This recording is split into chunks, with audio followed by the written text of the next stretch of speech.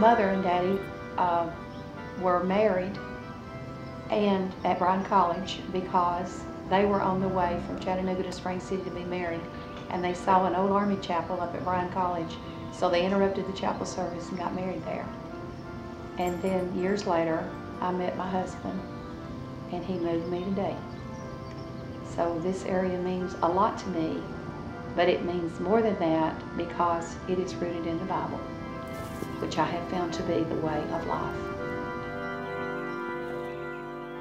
Foundation on the Scriptures is the basis for Americanism. And so, being Ray County, it represents true Americanism.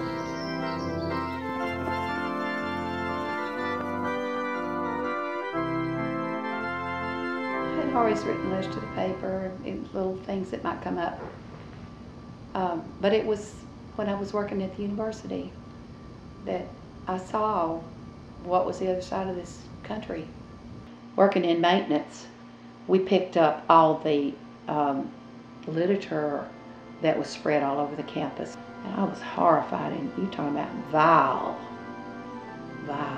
things I wouldn't repeat to even my husband. One Sunday morning, I stayed home.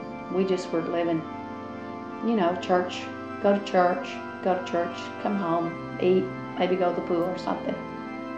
But I got under conviction, and the Lord spoke to me, and He said, this is your fault. Because you're an American, and you can do more than other people. All Americans can. And He said, your sin has caused this.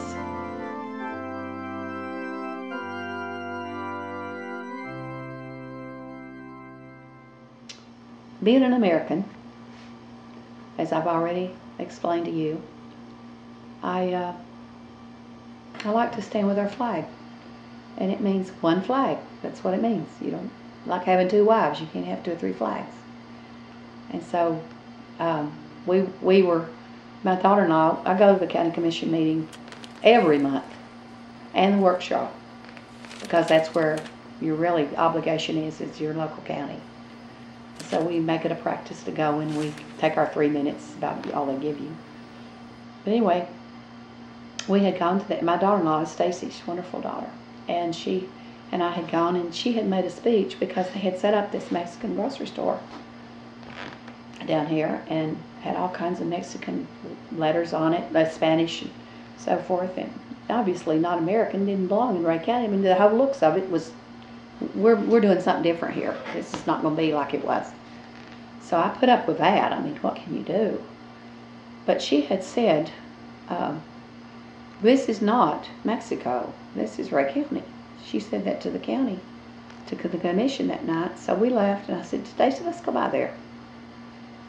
So we drove down. She turned the corner. The guy had posted a flag, a Mexican flag, on the window.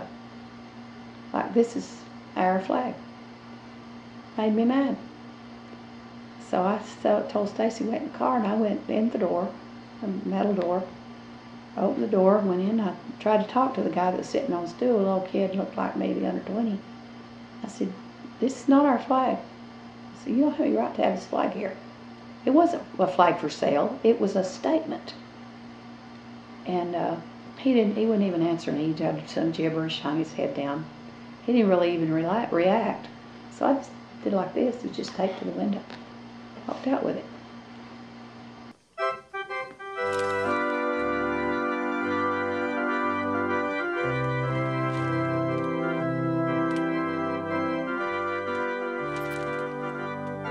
You know, if anybody thinks I went in there for publicity, I did not.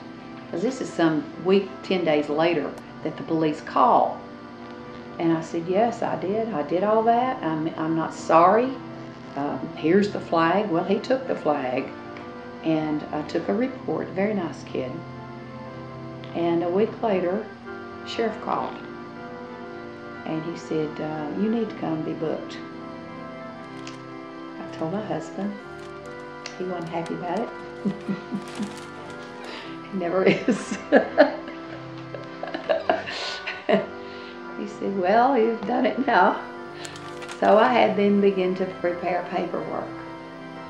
And I defended myself. I mean, hire a lawyer. I defended myself. I've defended myself plenty of times in court.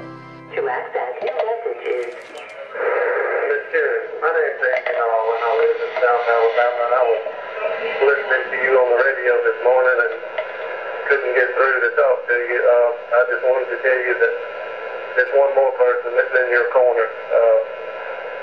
My daddy served in World War II, and my older brother was killed in Vietnam, and I had served in Iraq. And I just want to tell you that I appreciate people like you that are willing to stand up and do what's right, even though it's not politically correct in the climate that we live in right now.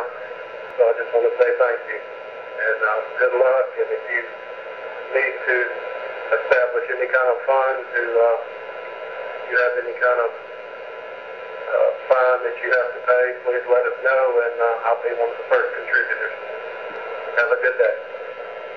The really critical calls that I got were, how about 3 o'clock in the morning when they're all in Spanish, and I recorded. Of course, they were recorded because I turned my phone to the recorder, and the policeman who interpreted those, he said, "You don't want to hear these words." Were you ever able to maybe empathize with why they were upset? No, I really can't. I had calls from the Minutemen in Texas, the Arizona Minutemen, Texas Minutemen, and I had people call me. They said, "Look, I don't go outside of my house without a gun. In Texas, I've lived on my farm for all my life, but now I'm a housewife. I have to be locked up inside of my house, armed.